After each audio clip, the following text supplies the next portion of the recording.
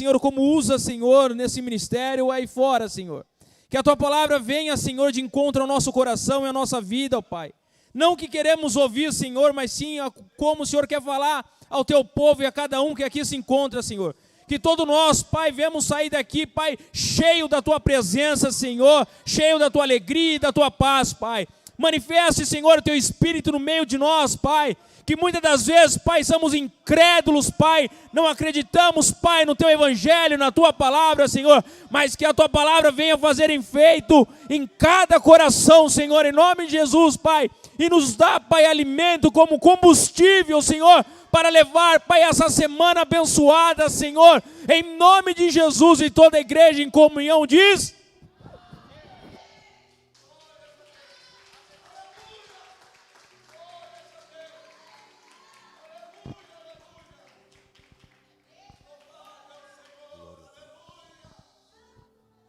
Graças e paz, amém, irmãos? Bom dia. Deus fiel e grande. Abra a vossa Bíblia no livro de Josué, capítulo 23. Glória a Deus.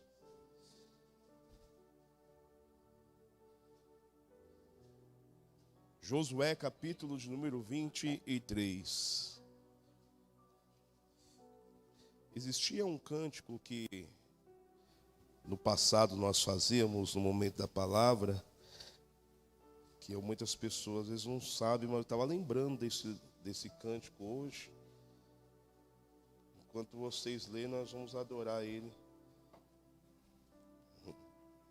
Josué, eu sei que sabe.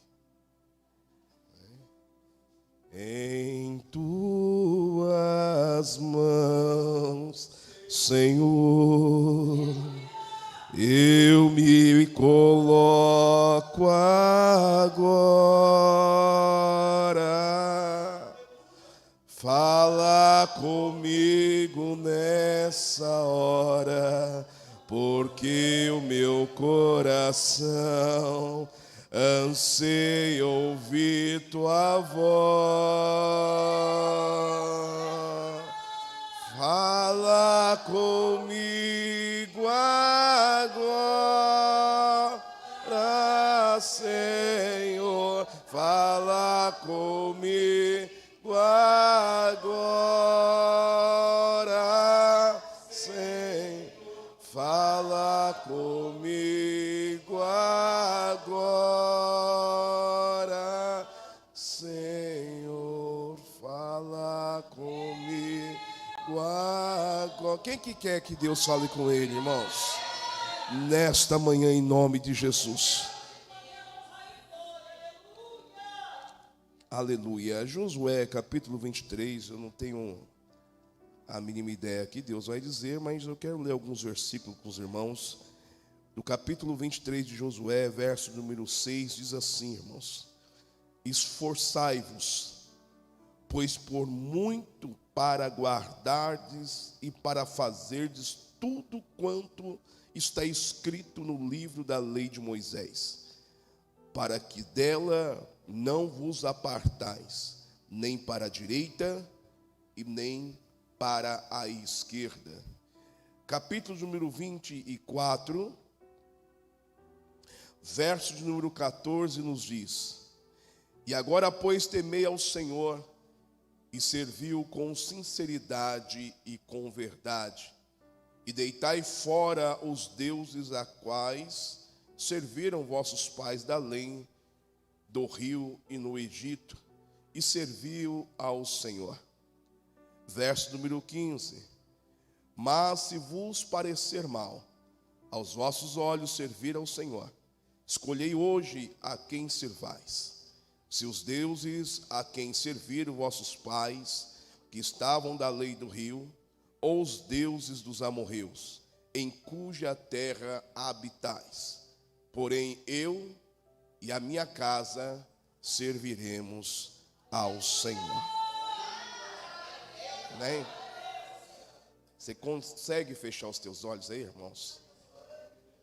Louvado, engrandecido é o nome do Cordeiro de Deus. Junto com os teus olhos fechados, você consegue se ligar no trono da graça de Deus, irmãos, junto com os teus olhos fechados, você consegue sentir a presença daquele que é fiel para conosco? Será que você consegue viver o que o salmista que escreveu o Salmo, o Cântico 46 diz: aquietai-vos e sabeis que eu sou Deus? Porque boa parte das pessoas tem uma imensa dificuldade de sentir a Deus. Às vezes você entra e sai de dentro do culto e não consegue sentir Deus. Só que o fato de você não sentir Deus não diz que Deus não esteve no recinto. A dificuldade é que quando Deus chega no local, nós não estamos aptos a senti-lo. E muitas vezes, assim como Adão, a gente procura se esconder nas falhas de alguém, nas mazelas de alguém, naquilo que alguém disse, naquilo que alguém falou, naquilo que você observou, para se esconder em situações e não sentir a Deus. Porque não há alguém que entre num culto que, sentindo a Deus, saia deste culto da mesma forma. Porque não há ninguém que adentre em um culto e, sentindo a presença desse Deus, permaneça calado, permaneça sem adorar, permaneça sem glorificar, permaneça sem adorar, porque Ele é o alfa, Ele é o ômega, como diz a palavra, ou seja, Ele é o princípio, Ele é o fim. Ele é um Deus onisciente, onipresente, onipotente, transcendente e emanente. Ele é o Criador dos céus e também da terra. Ele é aquele que abre o mar para o teu povo passar. E não é possível que você não queira sentir esse Deus. Não é possível uma coisa dessa. Não é possível que você adentre num ambiente que é dele, que pertence a ele, na qual ele que manda, na qual ele está, e você não senti-lo, irmãos. Seria uma grande perca de tempo você ter saído da tua casa, vindo até este ambiente, para sair da mesma maneira na qual você adentrou. Não se permita isso. Não se permita sair daqui sem adorar a Deus. Algumas pessoas erroneamente dizem assim, Deus nos deu um culto extraordinário. Erroneamente, porque não é Deus que nos dá o culto, somos nós que damos a Ele o culto. Mas que você possa sair nesta manhã dizendo assim: hoje eu dei um culto a Deus. E como o culto foi para Deus, eu dei o meu melhor para Ele. A questão é, qual é o seu melhor para Deus? Porque Ele está neste lugar e veio buscar aquilo que você veio para entregá-lo. E dependendo da sua consideração para com Ele, algo você vai entregar a Ele nesta manhã. Não importa quem você seja, não importa o que você passou, irmão. O importante é o que é que você veio dar a Deus nesta manhã. Não importa a tua idade, se é criança, se é jovem, né, se é adulto, não importa. Se for jovem, melhor ainda, porque está no potentado da tua força física. Então você pode adorar a Deus em todo o tempo, irmão.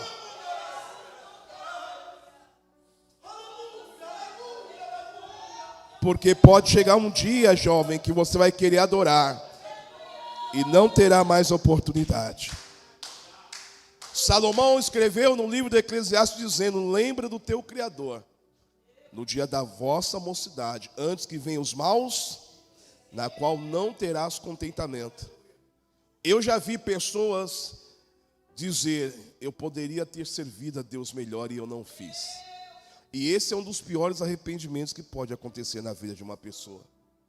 Mas observe bem, vocês conhecem a Bíblia quando nos demonstra que desde quando José fora vendido, para os midianitas, pelos seus irmãos. Pode tomar os seus assentos, porque ele fora traído, né, pelos seus.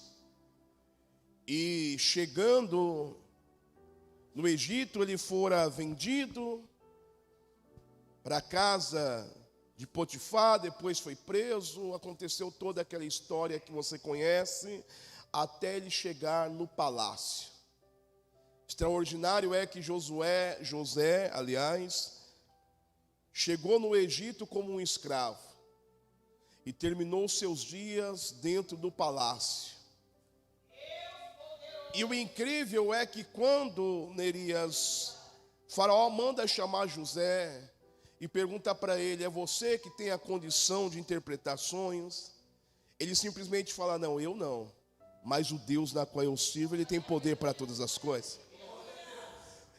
E posterior à morte de José e deste Faraó, o outro que entrou não reconheceu os feitos de José e colocou todo o povo que habitava em Gósen, ou seja, os hebreus, como escravo. Escravizou aquele povo de uma forma terrível, algozes todos os dias sobre eles, para que eles construíssem a cidade do grande faraó Ramsés. E todos os dias eles tomavam chibatada, todos os dias eles apanhavam, todos os dias eles trabalhavam forçado para fabricar tijolos para a construção das cidades. E algumas pessoas já estavam tão habituadas com aquela vida que eles não esperavam mais nada acontecer de melhor. Eles estavam tão habituados a olhar para o lado e ver seus compatriotas descamisados e descalços, porque um escravo não pode calçar sapato, porque ele ficava na lama o dia inteiro, pisando e fazendo tijolos para Faraó. E quando se via uma pessoa daquela sem camisa, você conseguia ver as marcas da easy-pele, né, que fica aquela marca grossa, que é um sinal do chicote, que o algoz, o soldado ali, egípcio, batia neles para que eles produzissem cada vez mais. Vez e outra, quando o soldado dava o chicote sobre um escravo, era muito comum o chicote passar por entre os ombros e ter a infelicidade de acertar os olhos da pessoa. E muitos tinham seus olhos vazados, enxergava com um olho só. E marcas no corpo era a coisa mais comum. A vida era tão drástica que eles já estavam habituados. E quando você se habitua numa situação, você não muda ela, porque você já se habituou. Você já se acostumou. Todo dia de manhã você acorda esperando as mesmas coisas. Vou fazer tijolo, vou tomar umas pancadas, vou tomar umas chibatadas, vou passar sede, vou passar fome, porque assim é a vida. O povo já estava habituado desta maneira. Só que dentre este mesmo povo, a Bíblia fala que tinha um jovem cujo nome do pai dele era Num. E o nome desse jovem era Oséias.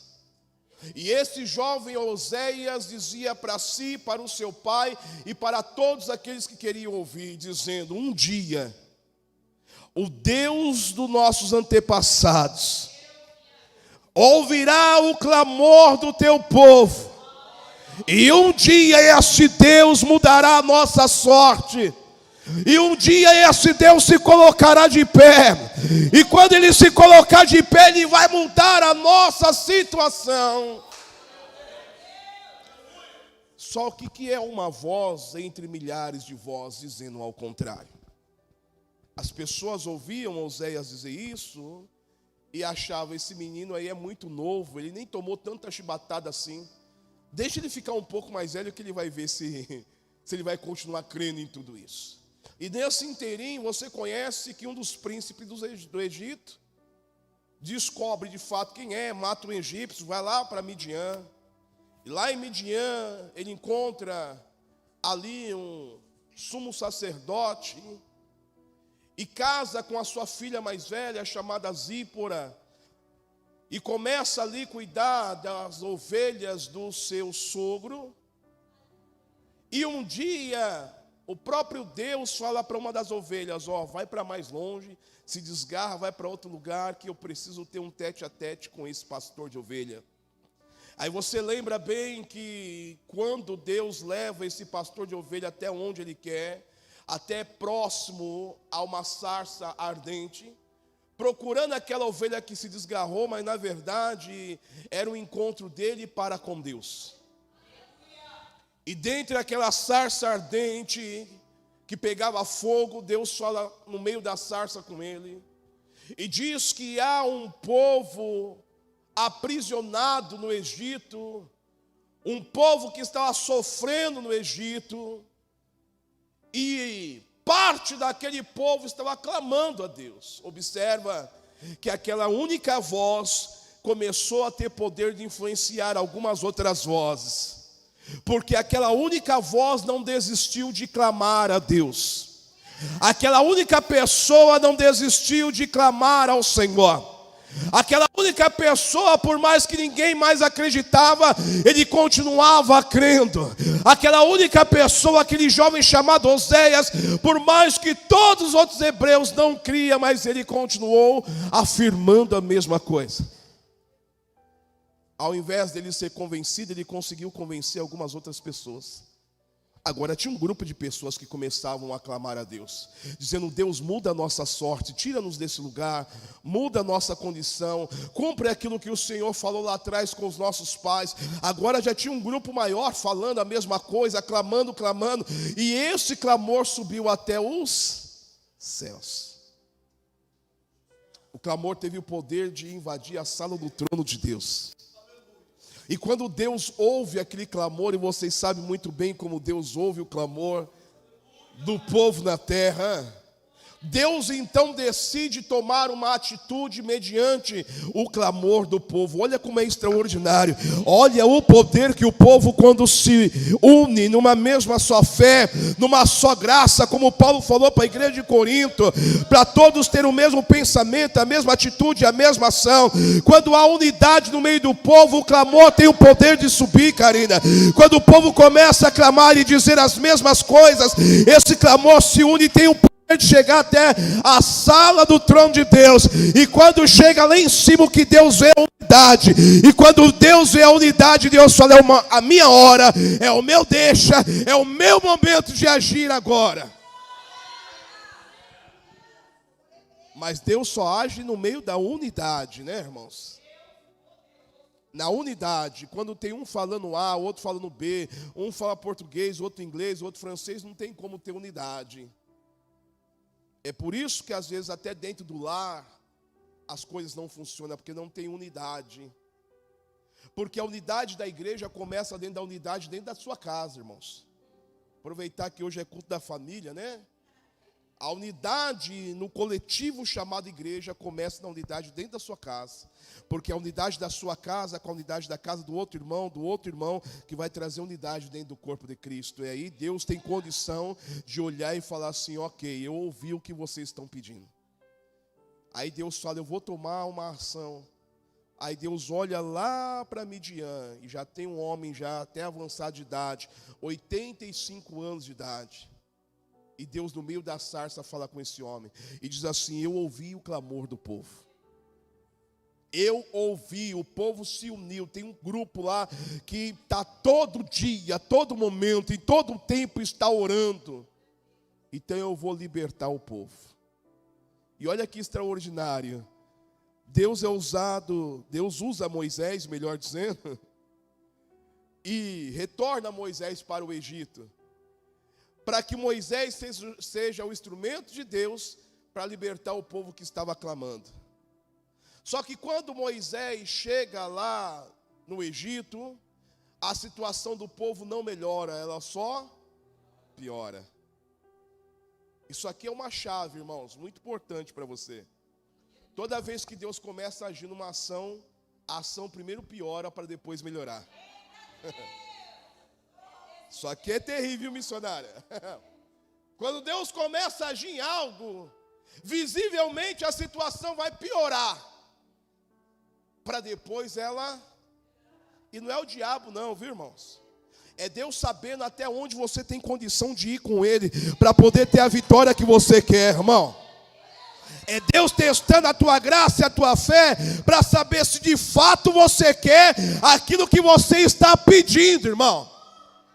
Porque pedir para Deus uma mudança de vida é fácil, mas caminhar com Deus até onde precisa caminhar, aí é só quem quer de verdade, irmão. Lembra de Jacó no Val de Jaboque? Jacó no Val de Jaboque teve que lutar com Deus, com a teofania do próprio Cristo. E tomou um golpe na coxa, Karina, ficou manco. Mas mesmo assim ele não largou do anjo. Ele falou, eu não te largo enquanto eu não receber a minha bênção e a minha vitória. Não adianta, pode passar o tempo que for, eu vou te grudar e não te largo. Chegando já de manhãzinha, o anjo falou, me larga que já está chegando a alva. Ele falou, não recebi minha vitória ainda. Só que o problema nosso é o seguinte, quando Deus testa a nossa fé, a gente abandona. Aí Deus fala, você não queria coisa nenhuma isso aí não. Deus, eu quero que meu casamento seja transformado. Aí começa a acontecer as coisas, tudo ao contrário. Aí você fala, sabe de uma coisa, vamos chamar do divórcio. Aí Deus fala, você não queria casamento, nada não. Você não queria afirmar o compromisso comigo de jeito algum. E aí Moisés chega lá, irmãos, e anuncia para o povo o que ele foi fazer. Eu vim libertar vocês. O povo se alegra. Só que por conta disso a situação começou a ficar pior, porque Faraó dobrou a carga de trabalho sobre a vida deles. E esse Moisés teve a condição de conhecer um jovem que foi o precursor, aquele que começou a clamar, aquele que começou a persistir, que começou ali, buscar a presença de Deus, acreditando que um dia Deus iria mudar a história. Ele começou uma grande resistência e conseguiu ganhar algumas pessoas para a sua luta. E Moisés agora conhece aquele jovem chamado Oséias. E a primeira coisa que Deus manda fazer com esse jovem chamado Oséias é, muda o nome dele. Muda o nome dele. Porque Deus é assim, irmãos. Para Deus colocar você numa trilha, uma trilha que vai te levar à vitória, a bênção que você tanto espera, a primeira coisa que Deus faz contigo é mudar o seu nome. Mas não mudar o seu nome de Ricardo para Márcio, Sebastião, Tião. Mas mudar o teu nome de derrotado para vitorioso. Para mudar o teu nome de preguiçoso para persistente. De desacreditado a quem tem crédito naquilo que fala, irmãos. Deus, ele muda o nome querendo mudar a ideologia, o pensamento e a identidade da pessoa.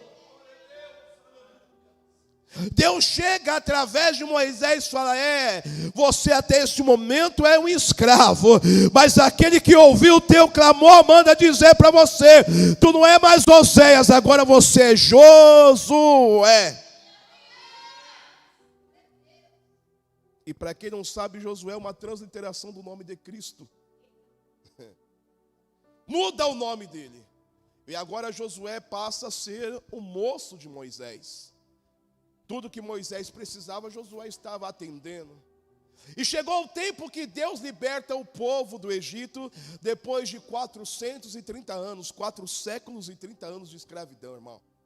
Imagine passar todo esse tempo, gerações morreu, outra geração veio vindo, gerações foi morrendo. Se a gente colocar uma média aí de um escravo que apanha todo dia, se colocar uma média que ele vivia há 70 anos aí, irmãos, 430 anos, olha quantas gerações passou. 70 anos eu estou falando ainda, estou sendo bem, porque você apanhar todos os dias, só comer pepino e cebola por conta do sol, e todo dia amassar barro e fazer tijolo, carregar pedra, levantar pirâmide, levantar construção, a vida deles eu acho que era 50 anos, né, irmãos? Só que 430 anos eles ficam ali presos. Morre uma geração, vem outros filhos. Morre os filhos, vem outro. E morre eles, vem vindo. 430 anos.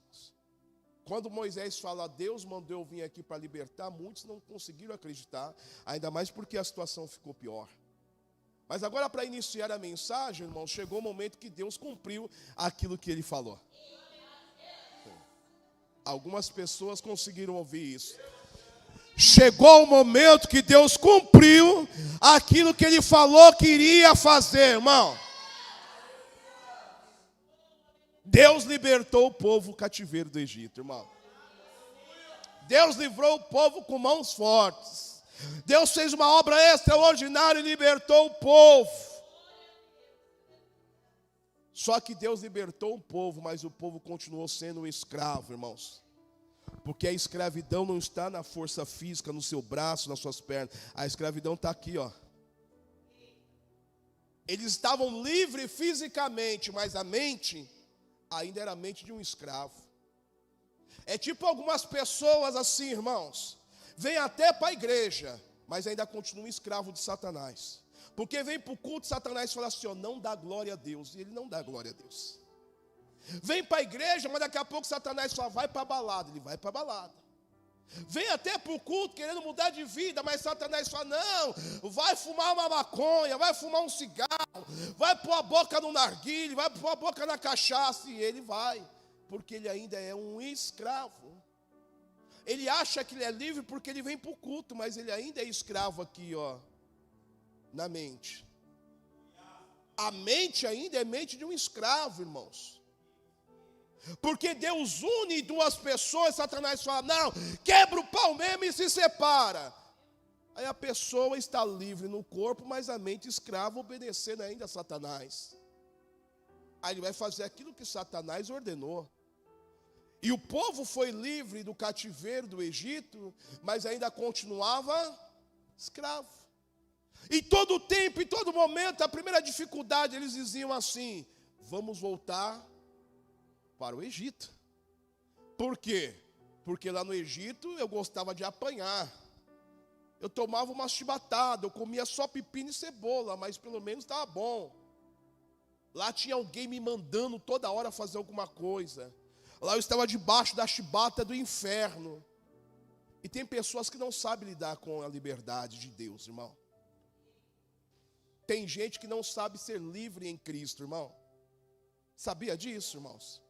Isso aqui você não vai ouvir em muito lugar não, mas deixa eu dizer algo para você. Tem pessoas que não sabem ser livre em Jesus Cristo. Ele utiliza da liberdade de Deus para dar ocasião para Satanás, porque ele precisa, porque ele está habituado a ser escravo, irmãos. Até ele ter a concepção de pensar assim, se eu quiser até eu vou no boteco dar uma talagada de cachaça. Mas Jesus Cristo me libertou de uma forma tão tremenda, que eu posso ver toda essa situação e dizer não, e eu estou fiel e alegre naquilo que Deus faz eu viver. Eu estou tão pleno em Cristo, que eu não preciso de mais nada disso. Mas não, a pessoa não consegue. A pessoa que é livre, ela entra dentro da casa de Deus e fala, não importa que eu estou devendo, não importa que eu estou passando dificuldade, estou desempregado. Eu vou para a casa de Deus e vou dar para Ele o melhor culto da minha vida e da minha história. O livre pensa desse jeito. Ele diz, eu vou comer arroz com farinha daqui a pouco no almoço, mas por enquanto eu vou adorar, eu vou exaltar, eu vou glorificar, eu vou dar o melhor para Ele, irmãos. Isso é ser livre, irmão. Isso é ser livre, irmãos. O escravo já está desesperado para dar meio-dia logo no relógio para ele ir embora. O escravo está coçando a mão que ele quer ver o WhatsApp e o Instagram que estão contando, que estão falando. Mas o livre fala, agora é o tempo de Deus. É o momento de eu dar a Ele honra. É o momento de eu dar a Ele glória.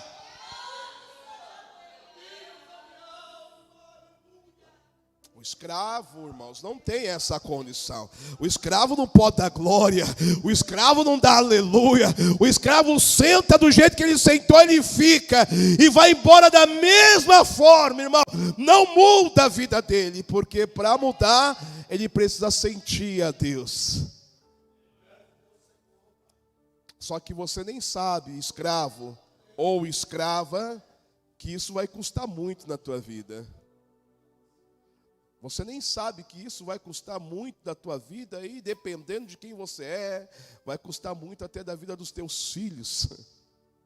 Mas Jesus hoje ele veio aqui, irmãos, com uma chave na mão para libertar os cativos e oprimidos da prisão do inferno. Ah, sai fora, crente. Mas Jesus hoje está aqui com uma chave que abre toda a cadeia e dizendo para você: hoje é dia de você ser liberto, se assim você desejar. Hoje é o dia, irmão. Hoje é o dia, irmãos. Hoje é o dia, crente. Hoje é dia de ser livre e liberto, irmão. Hoje é dia das cadeias cair por terra. Hoje é dia de você ser livre das algemas que te aprisionam, irmão.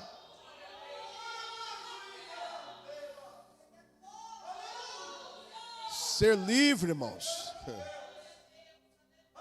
das doenças emocionais, psicossomáticas, espirituais. Hoje é dia de você ser liberto por tudo isso, irmãos. E o incrível é que aquele que pode abrir as cadeias já está aqui, irmão.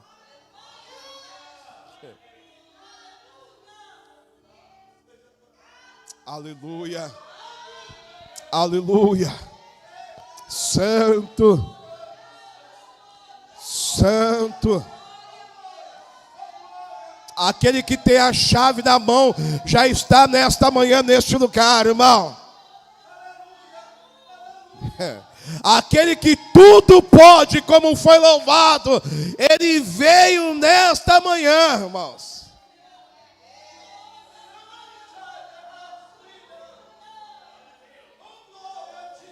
Porque cá para nós, irmãos, antes de melhorar as coisas, tudo piora, né, irmãos?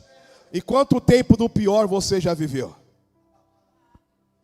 Quanto tempo do pior você já viveu? Deixa eu dizer algo para você aqui, se você for esperto, você acata. Você já viveu o pior, agora está na hora de você viver o melhor, né, irmão? Se você já pagou o preço, está na hora de você levar aquilo que você comprou através da sua fidelidade para com Deus. Mas para isso você precisa crer. O tempo passa, Moisés morre. E quando Moisés morre, que era o grande líder e legislador do povo, Deus, antes de Moisés morrer, prepara um substituto. E o substituto é justamente um menino chamado Oséias, que foi chamado Josué. Porque era o único que estava preparado em obediência, em fidelidade, aprendendo com o líder Moisés. O povo pranteou, irmãos, por um mês a morte de Moisés. Josué chorava. E Deus chegou em Josué e falou assim: não temas, eu sou contigo. Tão somente te esforça-te, Josué. Por 3 vezes Deus falou para Josué: esforça-te. O esforço é tão extraordinário, irmãos, que o esforço significa o aumento da capacidade da pessoa nas 3 esferas de quem ele é: corpo, alma e espírito. Deus está falando: Josué, eu quero você forte em todas as esferas da tua vida, Josué. Josué, não adianta você estar forte fisicamente, mas espiritualmente você está lá embaixo. Não adianta você alimentar o teu corpo, mas a tua alma está em frangalhos. Esforça-te e tem muito bom ânimo. Fora você estar forte no espírito, na alma e no corpo, eu quero que você tenha bom ânimo. Isso é incrível, irmão, ó. Não é ânimo, é bom. É diferente isso. É diferente. Porque ânimo as pessoas podem ter, mas bom ânimo perdura um alvo diferente. Porque você pode ter ânimo para falar da vida dos outros, irmão. Você pode ter ânimo para ficar o dia inteiro no WhatsApp, no Instagram, no TikTok, rindo daquilo que não serve. Mas o bom ânimo é aquele que vai te colocar de joelho no chão, cara no pó e se fortalecer espiritualmente. O bom ânimo é aquele que vai te dar condição de ter intimidade com o Espírito Santo de Deus para você vencer tudo o que aparecer à tua frente, irmão. O problema é que o povo de Deus não observa os detalhes. E Deus falou: Josué, vai, esforça-te, tem muito bom ânimo. Você que vai fazer esse povo passar pelo Jordão. E Josué foi um grande líder. No tempo de Josué, Deus trouxe paz. Deus cumpriu tudo aquilo que ele falou e trouxe paz. O povo que era escravo agora já não é mais escravo. O povo começou a viver um tempo regalado de bênção, de vitória. Tudo que eles queriam, Deus concedia. Deus fez coisa extraordinária para o povo. Só que o povo se habituou de novo, irmão. O maior perigo que tem é quando você se habitua com a presença de Deus. O maior perigo que tem é quando você se habitua com aquilo que é extraordinário. Quando você se habituou com aquilo que é extraordinário, você já não valoriza mais. Quando você se habitua com o extraordinário, Deus se acende assim na sarça e você nem liga mais. Quando você se habitua com o extraordinário, Deus desce no culto, fala contigo face a face e você já não sente mais nada. Porque se habituou com o extraordinário. Teve um homem na Bíblia chamado Sansão. Todas as vezes que ele precisava vencer uma batalha, o Espírito Santo de Deus tomava ele, Neerias. E ele vencia tudo. Era um homem forte. Ele arrancou os portões da casa da cidade de Gaza com a mão, irmão. Ele matou um urso certa vez, um leão, irmão. Catou ele pela barba, irmão. Trucidou o leão. Só como ele ficou tão habituado por ser alguém quem o Espírito Santo de Deus usava poderosamente, que ele começou a não cumprir mais os princípios de Deus. Ele começou a menosprezar o que Deus mandava ele fazer. Ele já não fazia da forma correta, fazia de qualquer jeito. Porque todo o tempo, Deus estava com ele e ele vencia a batalha. Chegou um dia que os filisteus, que ele já havia vencido de diversas maneiras, diversas formas, em vários tempos, alguém grita: ei, Sansão, os filisteus vêm aí. A Bíblia fala que ele disse assim: levantar-me-ei e outra vez vencerei os filisteus. Só que o texto continua dizendo assim: e ele não percebeu que o Espírito do Senhor não estava mais sobre ele. Ou seja, ele estando com Espírito e sem Espírito era a mesma. Esse é o perigo. O perigo da vida do crente é esse: sentir ou não sentir Deus, para ele vir a mesma coisa. Ele não sabe quando ele sente Deus, quando ele não sente, quando Deus está falando com ele. Virou tudo uma balela, por quê? Porque ele não cumpre mais os princípios de Deus. E o bom ânimo que Deus estava dizendo para Josué, era um bom ânimo que ia dar a ele condição de cumprir os princípios. Porque no verso que você leu comigo, olha o que o texto diz assim, irmãos, no 23:6, esforçai-vos, pois muito para guardar e para fazer tudo que está escrito no livro da lei de Moisés, ou seja, dos princípios que eu falei para Moisés, e Moisés estabeleceu para vocês, para que dela não se aparteis, nem para a direita,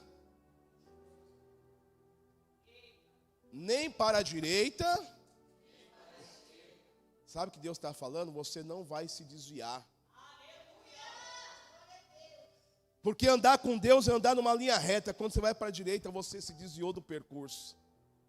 E Deus está falando: ô Josué, se você se esforçar, você vai conseguir cumprir todos os meus princípios. Aí fica tranquilo, que inclusive esta palavra vai te fazer prosperar.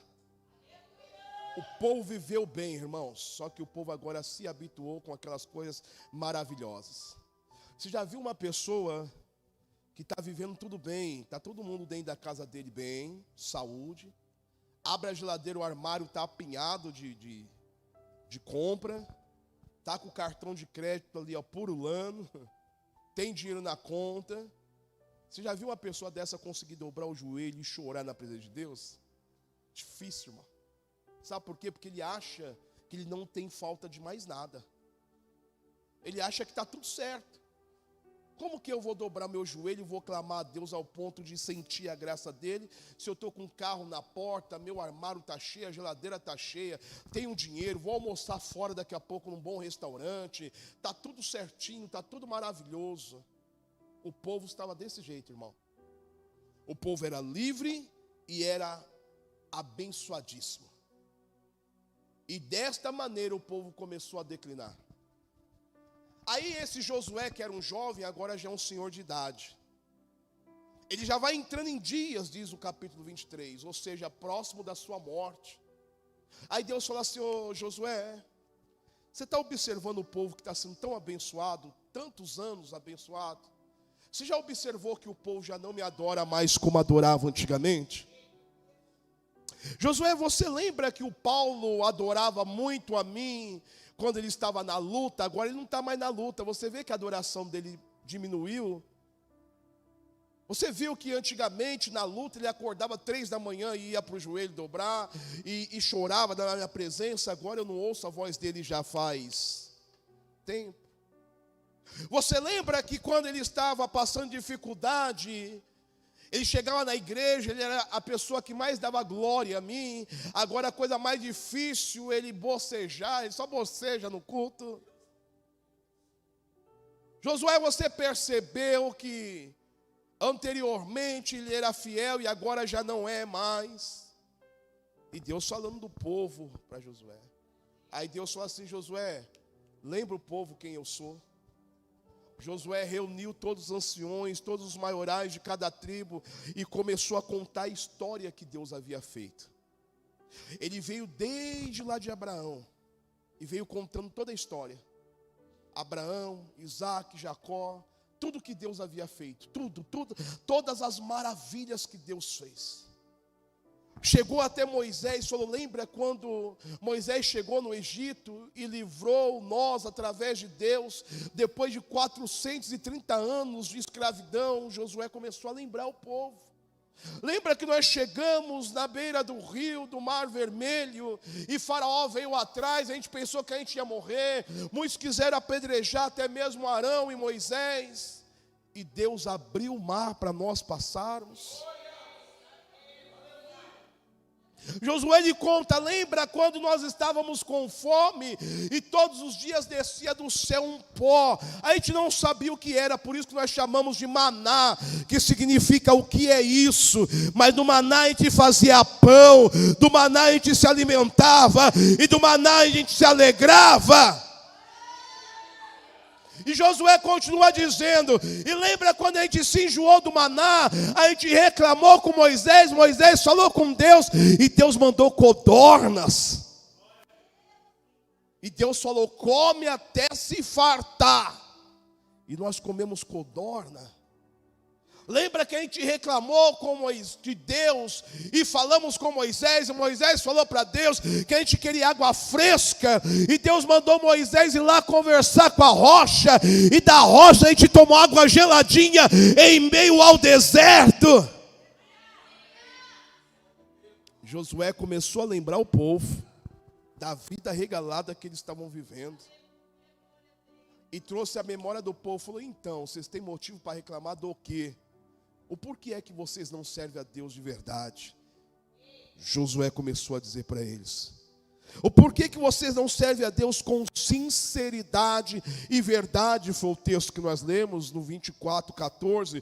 Agora, pois, temei ao Senhor e serviu com sinceridade e com verdade. O povo estava vivendo bem, irmão, mas não era sincero diante de Deus. Não servia a Deus com verdade, irmãos. porque eles estavam acostumados a viver agora vitoriosos e não lembrava do que os pais viveram no passado. Lamentações de Jeremias diz: eu quero trazer à memória aquilo que me dá esperança, para que nós tenhamos força, que o povo lembrava do que os pais passaram, mas eles mesmos não haviam passado por necessidade, eles estavam vivendo um momento de bênção. E aí Josué já velho, falando para o povo: toma cuidado, povo, serve a Deus com sinceridade, tira do meio de vocês deuses, Deus na qual vossos pais serviram além do Egito. Observa, eles eram abençoados por Deus, mas ainda tinha ídolos no meio deles. Eles serviam a Deus, mas ainda tinham seus ídolos no meio deles. Pastor, eu não estou entendendo. Você vai entender agora. Porque o fato de você estar dentro da casa de Deus não te isenta de você ter alguns ídolos guardados aí, irmão. Às vezes você está dentro da casa de Deus, mas tem um ídolo que você serve, que não te deixa ser sincero com Deus. Porque você está aí sentado, mas toda hora você pega o celular na mão para ver o que está acontecendo lá fora. Você está aí sentado, mas a tua mente está lá em outro canto. Está aí sentado, mas de repente pensando: não vejo a hora de me reunir com aquele pessoal ali, ouvir um samba, fazer isso, fazer aquilo outro. Está aí sentado, mas não vê a hora de assistir aquele vídeo pornográfico. Está dentro da igreja, mas tem alguns ídolos que ainda a gente carrega conosco. Eu lembro de um rapaz que é cliente nosso hoje, o Kaique, e no testemunho dele ele diz que quando ele entrava na igreja, os demônios entravam junto com ele. O Kaique de Jeová Nissi. Os demônios falavam assim para ele: não tem problema não, pode ir para a igreja, nós também vamos com você. E ele conta, você pode puxar aí na internet, tem um testemunho dele. Ele entrava na igreja e os demônios tudo junto com ele. Falava para ele até onde ele tinha que sentar. Senta aqui, fica tranquilo. Pode vir para a igreja, o importante é que depois que você sair daqui, aí você vai lá com a gente lá, naqueles lugares lá. Aí ele teve a infelicidade de querer se libertar dos demônios, entra para dentro da igreja, quer participar do louvor, e foi aliciado pelo líder do louvor.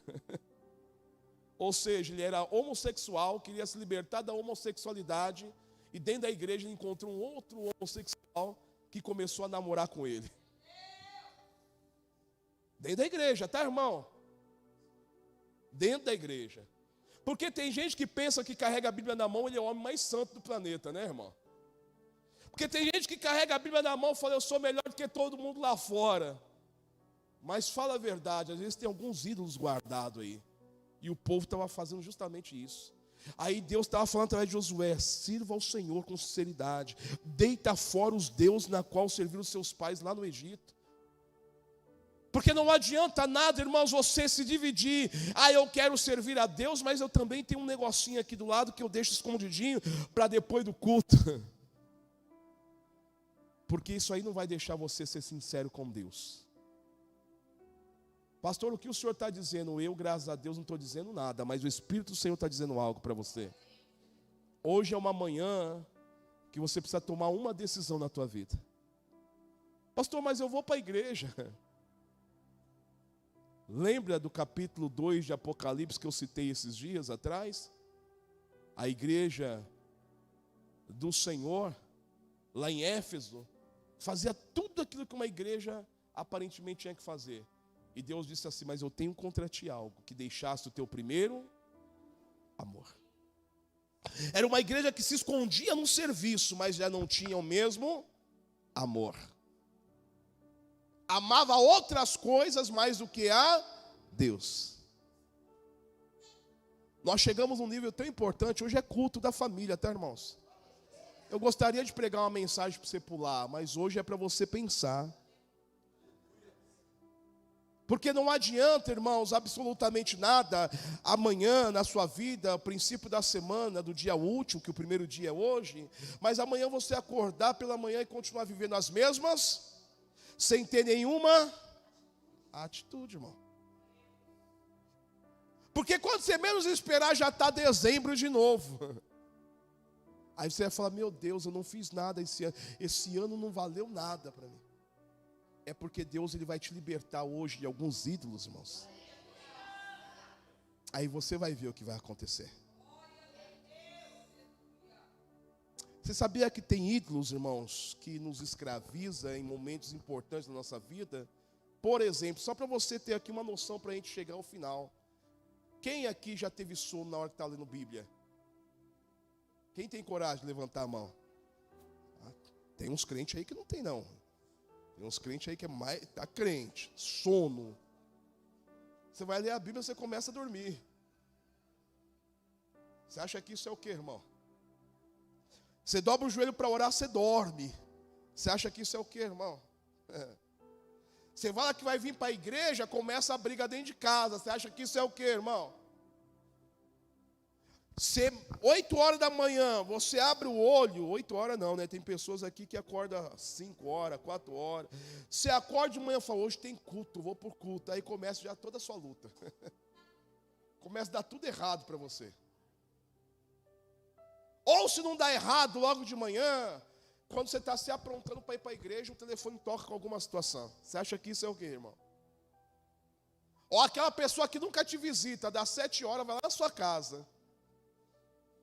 Aí você fala, então, não vou poder ir para o culto hoje, porque eu recebi uma visita. Ao invés de trazer a visita para o culto, você fica fora do culto por causa da visita. E você acha que isso é o quê, irmão? Tudo isso aí é ídolo, viu, irmão? Tudo isso é luta que às vezes o crente passa, mas ele não sabe identificar. E aí daqui a pouco você está servindo a Deus de qualquer maneira. Mas Josué, vendo tudo aquilo, ele disse para o povo, lembrou tudo o povo.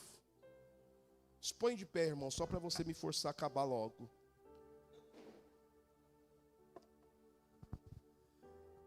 Josué fez o povo lembrar daquilo que Deus havia feito.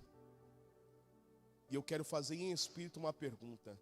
Alguém aqui dentro dessa igreja já recebeu vitória da parte de Deus?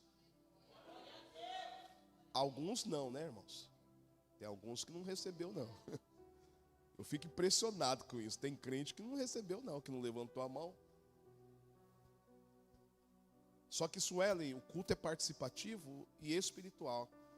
Quando a Suelen levanta a mão, ela está confirmando no mundo espiritual. Eu reconheço que eu recebi.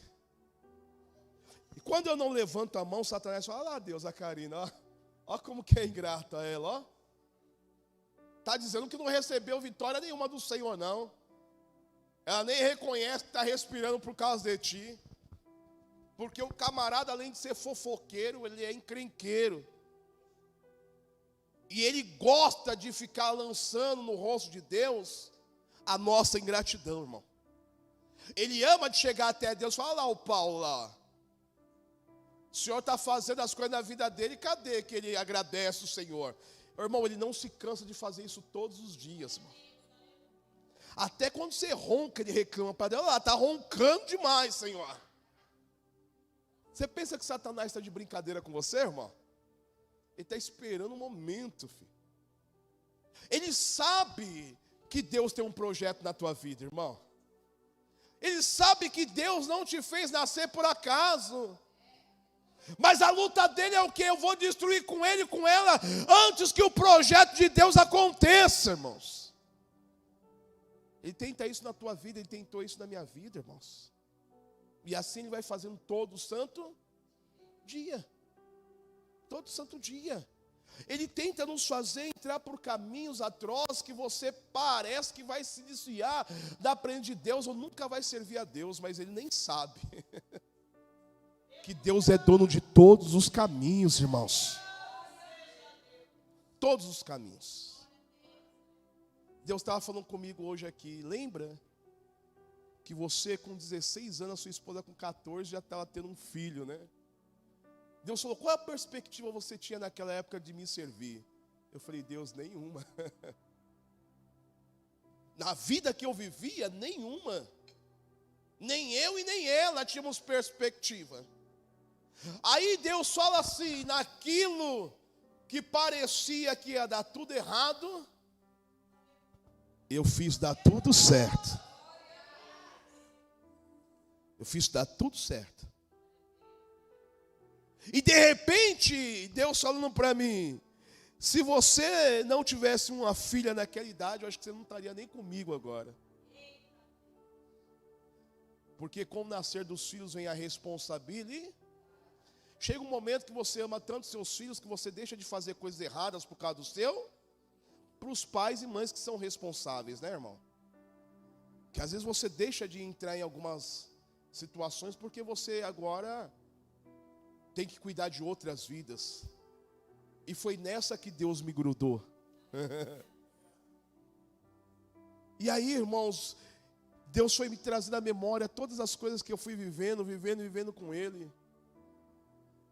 Da família que eu nasci, da infância que eu tive, da condição apertada. E aí, quando eu devolvi a minha vida para Jesus, as coisas ficou pior. Pior do que estava no mundo, irmão. E aí Deus falou para nós em Deuteronômio capítulo 8, foi eu que te fiz padecer, sofrer, passar necessidade, para ver aonde estava o seu coração. E Deus chegou um momento e falou para mim e para minha esposa, eu provei, mas eu aprovei porque vocês permaneceram fiel. E aí Deus foi bom e começou a fazer algumas obras tremendas na nossa vida. Que até hoje eu pergunto para Ele, Senhor, nós não merecíamos, não tínhamos nem condição, mas o Senhor fez. O Senhor salvou a minha mãe, eu falei para Deus, o Senhor salvou ela. Ela está contigo, Senhor, um dia eu vou encontrar ela novamente. São motivos para mim glorificar o Senhor, irmão. Se você tem algum motivo aí, pensa no motivo aí. Falei, Deus, ela viveu a vida toda dela servindo aos demônios, rodando um saia aí no candomblé. Mas chegou um momento da vida dela que ela devolveu a vida para ti, Senhor. O Senhor foi tão fiel que ela aceitou o Senhor no dia do aniversário dela, Senhor. O Senhor me deu a honra e a condição de fazer o apelo dela, Senhor. Isso foi um presente que Deus me deu extraordinário.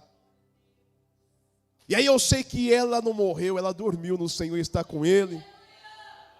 Aí eu penso, Senhor, o Senhor já deu livramento de morte para minha esposa, deu livramento para minhas filhas. Eu falo, Deus, eu tenho motivo para te glorificar e exaltá-lo, Deus. E não de fazer outros ídolos para mim. E não fazer do celular um Deus na minha vida que me impede de adorar o Senhor. E não ficar 4 horas num celular, mas não dobrar o joelho 5 minutos diante de ti, ó Deus. Como muitos têm feito. Ai, eu estou cansado, irmão, chega a hora de orar à noite, irmão. É uma tiriça que me pega que é só o sangue. Mas mesmo assim, o meu corpo já está habituado. Fala, vai dobrar o joelho, tiriça. Vai agradecer a Deus pelo teu dia. Porque eu sei o que Deus fez. Eu sei da onde Deus me tirou, irmão. Eu tenho certeza, irmãos, que de repente nem aqui eu estaria se Ele não fosse comigo. E Josué, lembrando o povo tudo isso, aí sabe o que ele faz? Ele chama toda a família dele, aparta a família dele do povo. E recita esse cântico aqui. Para mim isso aqui é um cântico.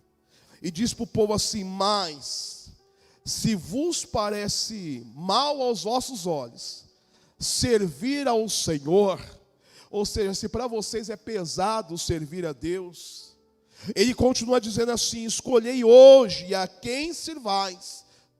Toma uma decisão, uma atitude. Escolhe aí quem que você vai servir. Se os deuses a quem serviram os vossos pais, que estavam da além do rio, ou dos deuses dos amorreus, cuja terra habitais.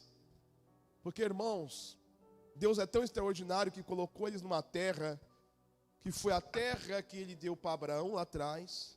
Quando eles foram escravos, outro povo entrou lá. Na terra que eles habitavam agora era a terra dos amorreus. O povo cuidou da terra, arou a terra, plantou na terra. Quando chegou na hora da colheita, o povo de Deus chegou. Porque o texto vai dizer assim, ó: vocês moram em casas que vocês não edificaram. Vocês colheram em vinha que vocês não plantaram. Todo o poder de Deus, irmão. Só que o povo mesmo assim queria viver debaixo da escravidão. Mas Josué falou assim: vocês decidem hoje, mas eu e a minha casa serviremos ao Senhor. A tua atitude hoje é tomar essa decisão. Quem que você vai servir com a sua família? Sua família vai continuar dividida? Um serve a Deus, outros não servem. Um quer ouvir Cassiane, o outro quer ouvir Wesley Safadão. Vocês vão ter que decidir isso, irmão. Vai ter que ter um consenso. Porque na mesma casa que louva a Deus, não pode louvar o diabo. Na mesma casa que tem um louvor da Aline Barros, não pode ter um funkão lá. Porque, irmãos, isso aí é divisão. E a palavra do Senhor diz que um reino dividido em si mesmo não prospera. Não vai prosperar. Quer uma família feliz, irmãos? Então para de dividir a sua casa. Decida hoje com a tua esposa quem que vocês vão servir. Quem é que vocês vão adorar dentro da casa? Ou vai ficar com aquele par ou ímpar? Quem que vai usar o rádio agora? Ou eu ouço louvor ou você ouve o seu funk? Porque às vezes pode acontecer lá que o filho fala assim: ô mãe, agora é a minha vez de ouvir aí. Me dá aí o controle que eu vou colocar aí o batidão. Aí quando começa o batidão, o Espírito Santo de Deus, ó, vaza. Aí você fala assim: Deus, mas o que está acontecendo na minha casa, na minha vida? Nada muda. E Deus fala: então.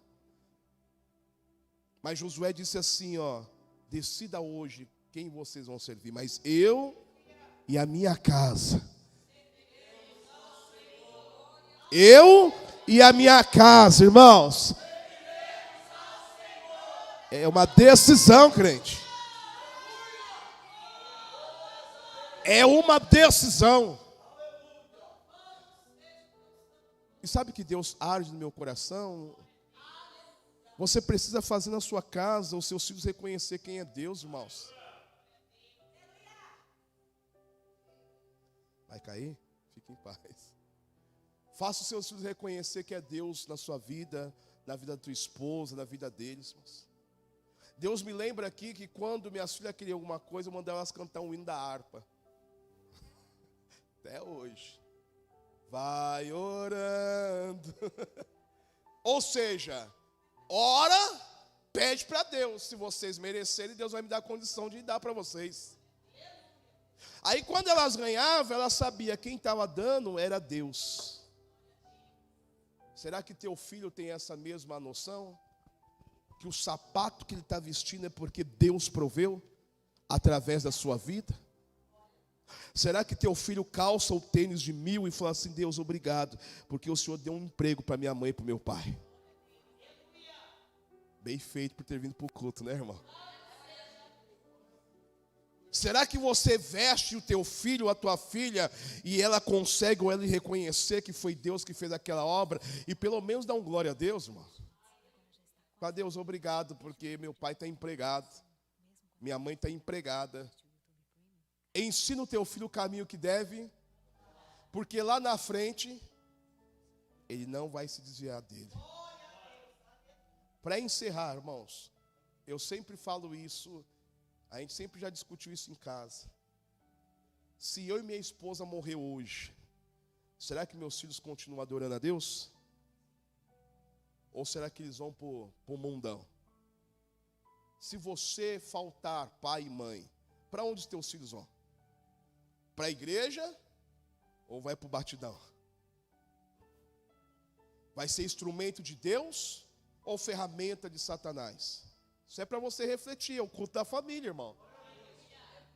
Porque não adianta a gente abrir a boca e falar, eu e minha casa serviremos ao Senhor. E se você faltar hoje, irmão, qual é o trabalho que você deixou na vida dos teus filhos? Eles vão falar assim, não, eu vou servir esse Deus, porque meu pai foi fiel a esse Deus, a minha mãe foi fiel a esse Deus, e eu também vou ser fiel a esse Deus, porque tudo esse Deus fez na nossa família, na nossa casa, e vai permanecer. Ou não, irmãos. Está aí uma lição de casa, viu, pai e mãe? Pensa nisso, porque nós não nascemos para ser para sempre, né? Nós não nascemos para sempre. Se Deus desse a condição de alguns pais que já partiram no Senhor, de ver os seus filhos na terra, alguns iriam chorar. E falar, Senhor, olha aquilo. Mas eu e a minha casa, tudo isso que eu preguei para você é por conta dessa parte.